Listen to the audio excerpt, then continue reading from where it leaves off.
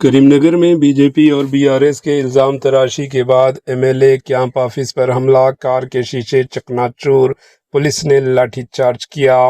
تلنگانہ کے کریم نگر میں حضور آباد کے B R S M L A Kaushik Reddy کے M L A camp office پر حملے کا واقعہ پیش آیا، جس کے بعد علاقے میں کشیدگی پھیل گئی۔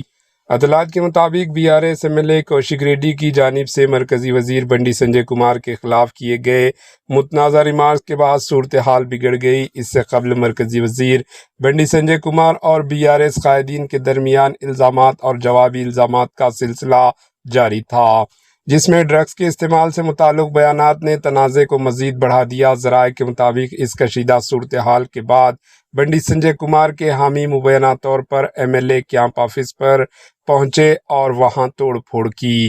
اسی دوران کار کی کھڑکیوں کے شیشے توڑ دیے گئے اور آفس میں نقصان پہنچایا گیا۔